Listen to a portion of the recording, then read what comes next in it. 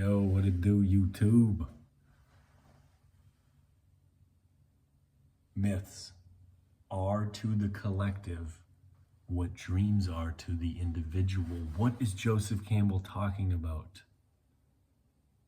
For me, this becomes the most apparent when I look at the huge cultural phenomenons that are created from some of the biggest movies that have happened in the 20th and the 21st century. Star Wars, Lord of the Rings, Harry Potter, Avatar. There's so many deep mirrors to our own individual journey as well as the collectives that are conveyed in these myths. These aren't just something that we put on, munch our popcorn, and sit back.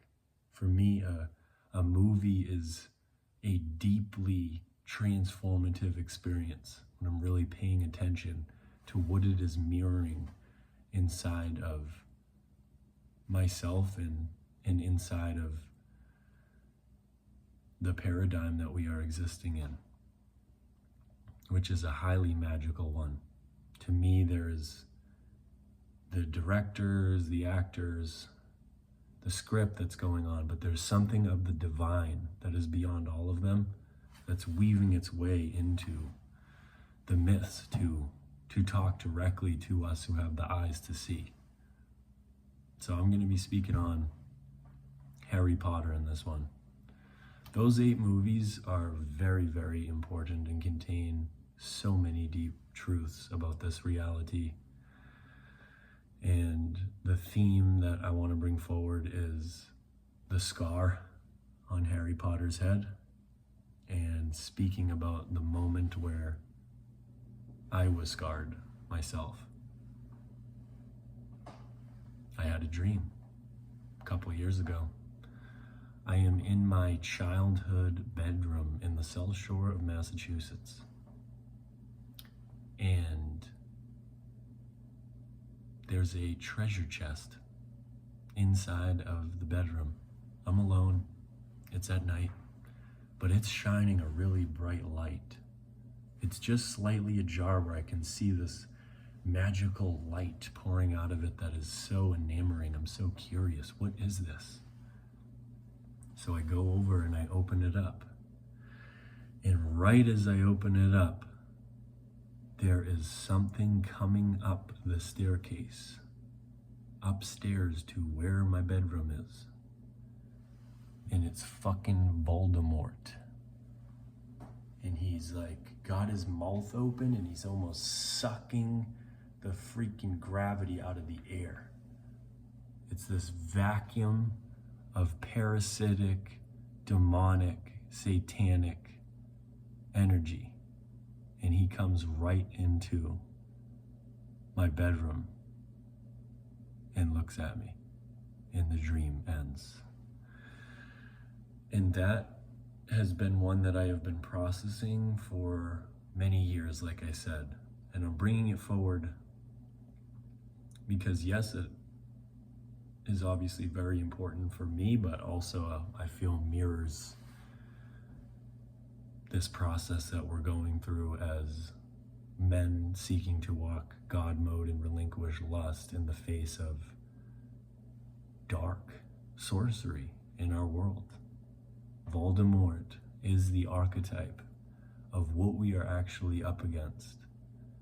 Thousands upon thousands upon thousands of years, maybe even longer than that. Back to Atlantis, probably before that, the same type of beings that are continuously reincarnating and have accumulated a depth of spiritual knowledge about what this realm is, in practicing magic, but in service of themselves, wielding the dark arts to manipulate and control human consciousness.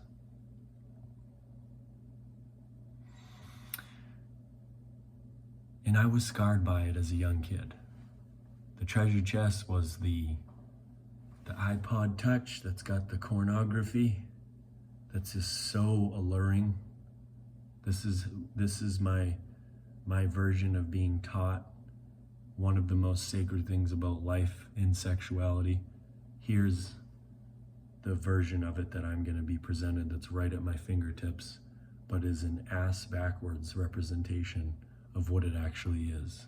A highly perverted version of something that's really sacred. But in that scarring moment that took me so deep into a descent for pretty much 15 fucking years of going in and out of addiction to it, in the scar is the place of deepest power for Harry Potter, the wizard, the magician, the number one card in the tarot that can create with the divine. It's accessible to Harry because he has been cursed by Voldemort. He has been imprinted as a baby in a crib with this dark signature that could be the place of his demise into hell and into perversion, but instead he transmutes it into becoming his highest version.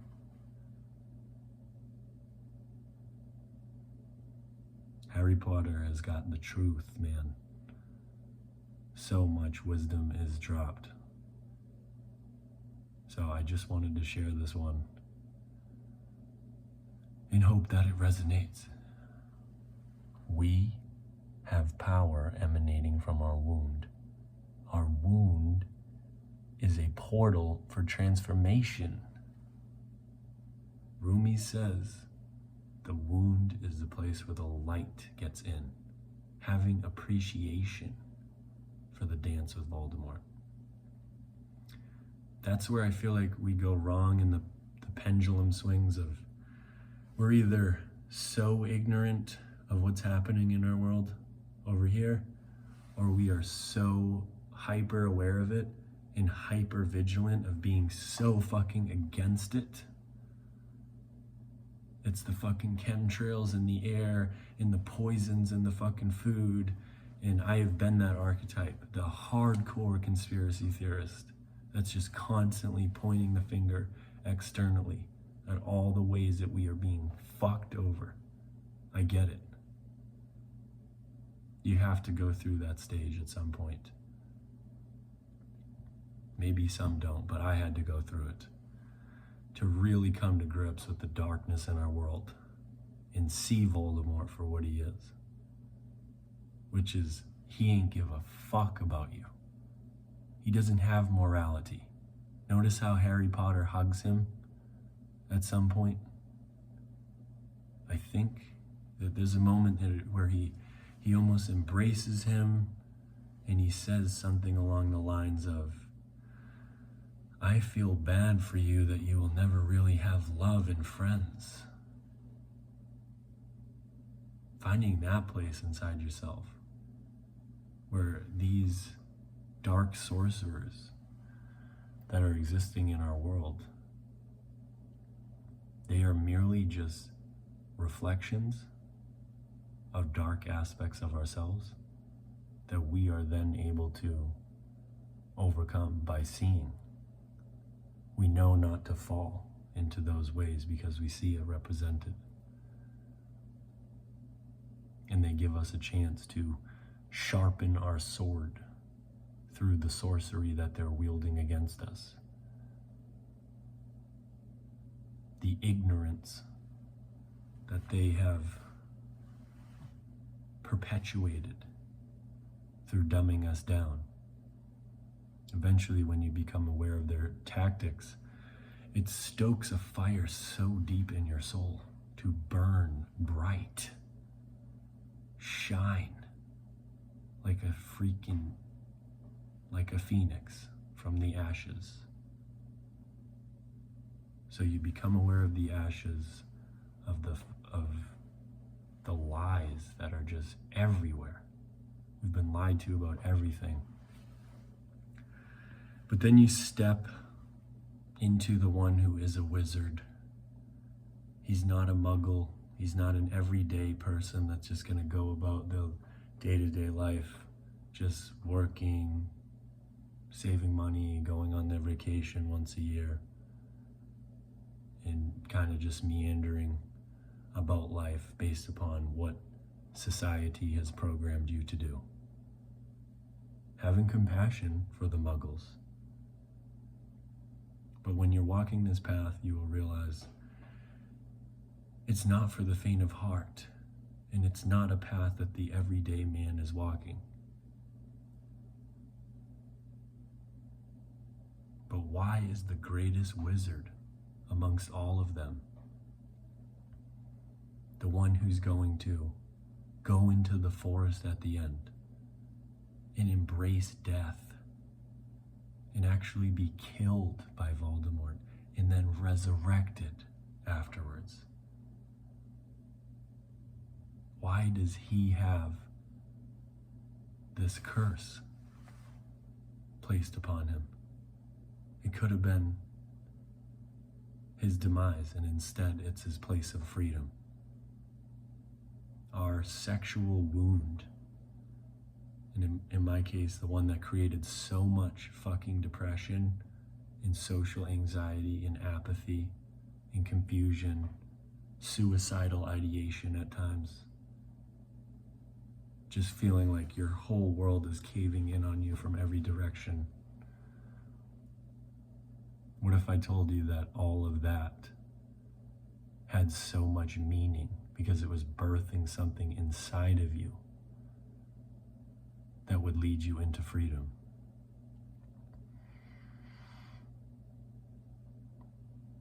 The light is overcoming the darkness as I speak. It's moving its way through our hearts and through our souls and through our seed. It's moving its way into a remembrance of who we are, where we come from, and where we are going.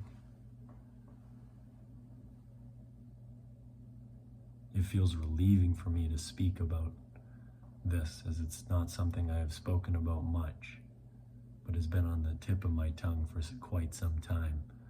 How dreams can actually be prophetic for our souls. We are so programmed to believe that when we go to sleep, our mind is just projecting these incessant images. And then we just wake up and we get our coffee and we go to work. And we don't really think much about what was happening in this completely other reality that we enter when we close our eyes. But that directly connects to this reality here. If we think of indigenous cultures such as the Aboriginal Australians that have this concept of the dream time, that everything is in a state of dreaming, that the world was dreamed up, and having such a conscious interaction with their dreams where they would be able to dream, have something come to them in a dream that would then guide them the next day on a hunt. You're on your hunt and you hear a bird call in the distance, and then it awakens the dreaming body to then remember the message that bird received you in the dream, that you received from the bird in the dream, and it directs you to actually be able to go hunt the animal to support your community. Paying attention to your dream world was pivotal for your survival. It wasn't actually just like a new age cool fad to get into your dreams. It was hardwired into becoming optimized as a human being. I also know that indigenous cultures, I've heard, will have their children come and speak in front of them about their dreams, and they would then orient their culture around what would appear in their dreams, that the ancestors and the spirit and their gods would weave their way to give them direction on how to move about and be able to harmonize deeper as a culture. So I'm laying this out to give some frame here to why I'm sharing a dream of mine. Dreams have been so important for my life and for my understanding of self. And this Voldemort dream, I feel, is a mirror of what we are going through here. That we are against some dark sorcery, but also holding that from a place of gratitude, not being the guy over here that doesn't know about it, not being the one that is like, fuck you, Voldemort, I want to fucking hang you out in the fucking courtyard for everyone to see and fucking stake your tongue to a fucking hot iron. Neither of those energies work for where we are at in time. Doesn't mean we bypass it and just say it's all light and love. But we get into the nuance here where we see how polarized we are. And specifically in relation to this talk on the nature of evil. Evil has a part to play in the story. Why does Gandalf say that pity is what saved Bilbo Baggins' hand to not killing Smeagol, not killing Gollum? He knows that for some odd, strange reason, Gollum has a part to play in the story, to lead them forward into the depths of Mordor and the Mountain of Doom. And for me, so has Voldemort. That's just one dream with him. I have actually had some other really important dreams with him as well that I will share more and more. But as this video is approaching about 17 minutes here, I'm going to wrap it up with have compassion for the, in my case, the 10, 11-year-old version of me that is going into Pandora's box. He didn't know better. He didn't know that there was this hyper-dimensional matrix going on that was trying to leech him of his life force energy and was weaving its way through his iPod Touch to completely attempt to possess his soul. He didn't know by opening up to that he would literally welcome Voldemort into his bedroom as a kid. And then also having compassion and appreciation for the journey with Voldemort. There's a concept, infinite games and finite games. In the infinite, let's say in a way deeper level of reality, we actually signed up to dance with Voldemort or Saruman or the Emperor or whatever, all these dark archetypes in these movies. We signed up. We knew that our sword would be sharpened through the oppressive force that they put onto you. It eventually forces something forward inside of you, a burning desire to overcome it. So having deep appreciation for that, for the fact that this scar on your head, this wound of your sexual perversion, your addiction to lust, is actually a part of birthing greatness, birthing genius, birthing beauty, birthing your highest form in this life. Thank you for watching. Peace, love, hold the seed, man. And you will magnetize the reality of your dreams. Trust. The rust is shaken off the blade, and the light is ready to come out the shade.